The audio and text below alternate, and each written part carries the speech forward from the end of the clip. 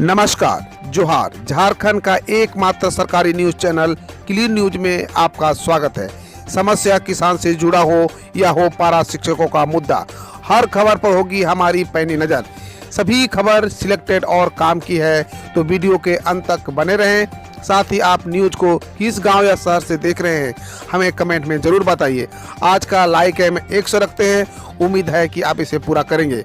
और रोजाना पंचायत चुनाव का अपडेट पाने के लिए चैनल को सब्सक्राइब कर बेल आइकन को प्रेस करें। तो चलिए जानते हैं आज का मुख्य समाचार। झारखंड पंचायत चुनाव में 53,480 मतदान केंद्रों में से 17,698 अति संवेदनशील निष्पक्ष मतदान की फुल प्रूफ तैयारी। झारखंड में पंचायत चुनाव को लेकर आयोग ने पूरी तैयारी कर ली है। 4 चरणों में होने वाले पंचायत चुनाव में पहले चरण की नामांकन प्रक्रिया पूरी हो चुकी है, जबकि दूसरे चरण की प्रक्रिया बुधवार को पूरी होगी। तीसरे चरण के नामांकन का काम चल रहा है। 29 अप्रैल से चौथे चरण के लिए नामांकन शुरू हो जाएगा। पंचायत चुनाव में राज्य के 2/3 आबादी वोटर है, तो उससे कहीं ज्यादा आबादी पूरी चुनावी प्रक्रिया में शामिल होगी। चुनाव आयोग ने पूरे राज्य में चुनाव कराने के लिए 53,480 मतदान केंद्रों में से 33,627 भवनों में बनाए गए। इनमें से 17,698 मतदान केंद्र अति संवेदनशील श्रेणी में रखे गए हैं। ऐसे मतदान केंद्र 10,942 भवनों में होंगे। राज्य के 22,961 मतदान केंद्र संवेदनशील है, जिन्हें 14,286 भवनों में रखा गया है। पुलिस और प्रशासन के लिए इन मतदान केंद्रों पर पर्याप्त सुरक्षा व्यवस्था के साथ अधिक से अधिक सुरक्षित और शांतिपूर्ण मतदान सुनिश्चित कराना लक्ष्य होगा। झारखंड पंचायत चुनाव रद्द करने की मांग, लातेहार में टाना भगतों ने किया कलेक्ट्रेट का घेराव।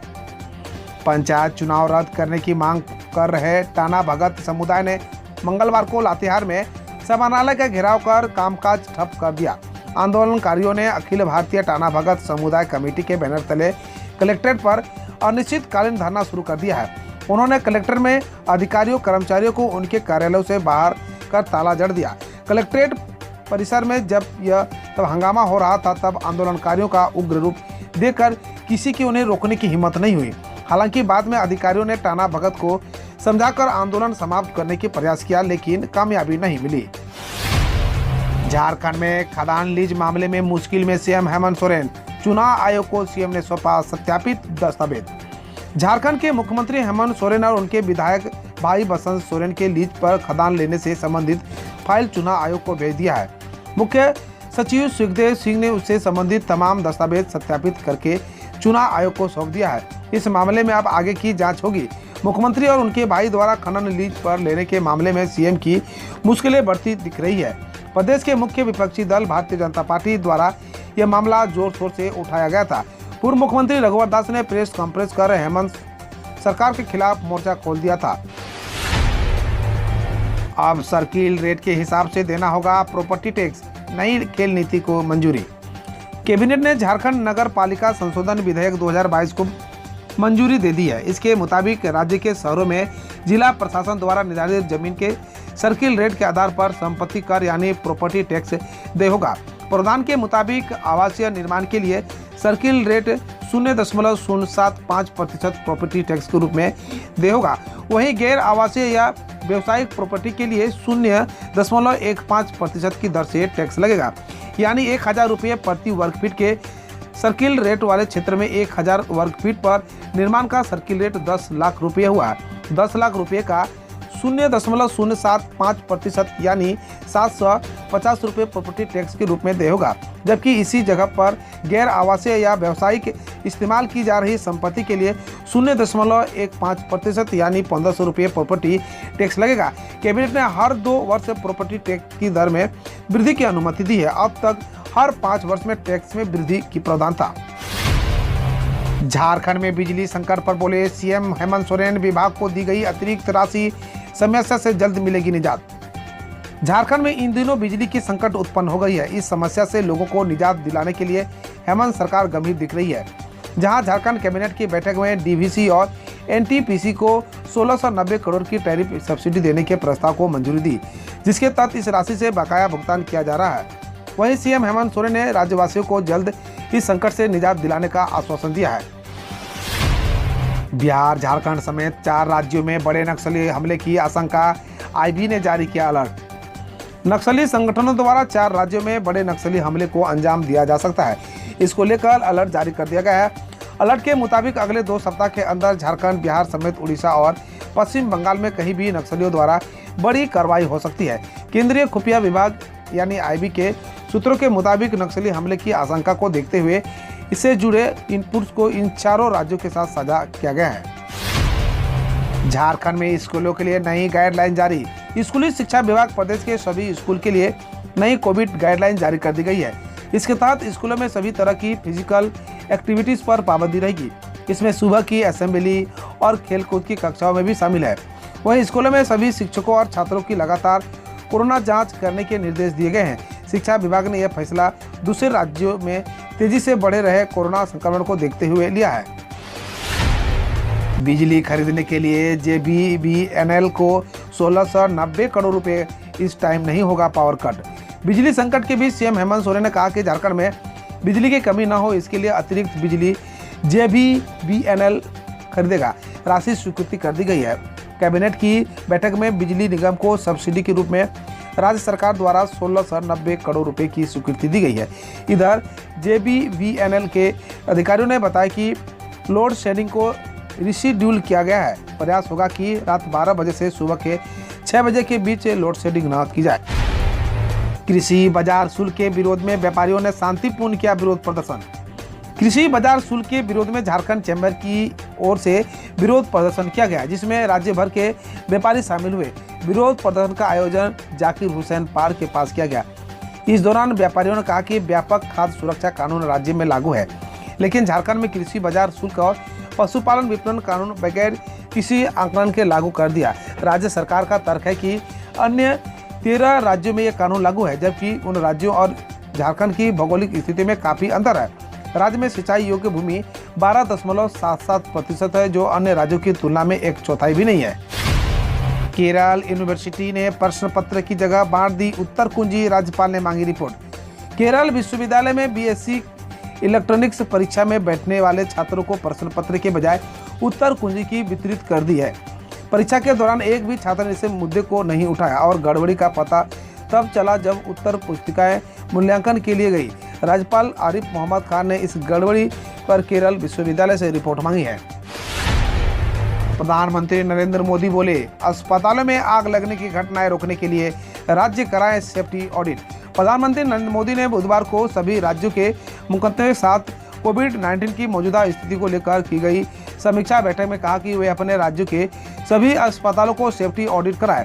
प्रधानमंत्री ने कहा कि बढ़ती गर्मी के मद्देनजर प्राथमिकता के आधार पर यह ऑडिट करवाया जाए ताकि आग लगने की घटनाओं को रोका जा सके।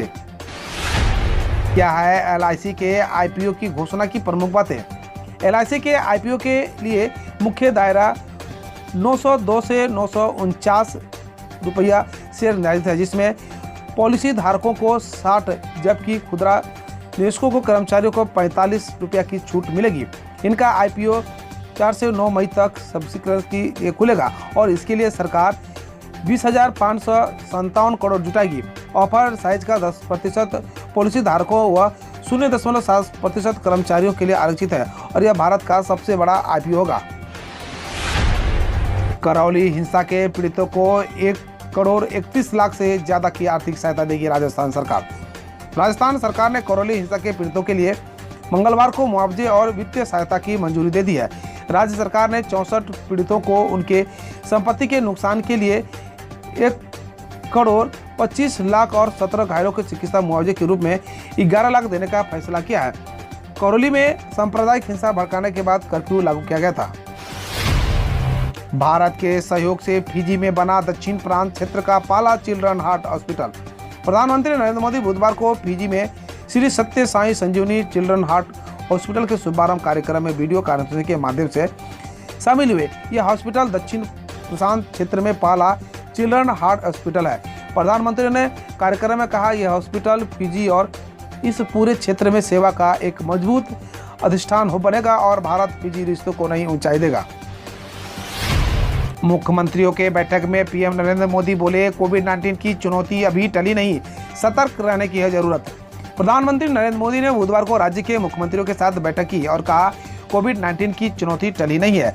ओमिक्रॉन और उनके सब वेरिएंट्स गंभीर परिस्थितियां पैदा कर सकते हैं, ये हम देख रहे हैं। उन्होंने कहा कि कुल राज्य में मामले बढ़े हैं, इससे हमें सतर्क रहना है। बकौल मोदी, भारत के ने कई देशों की तुलना में हालात पर बेहतर नियंत्रण रखा है।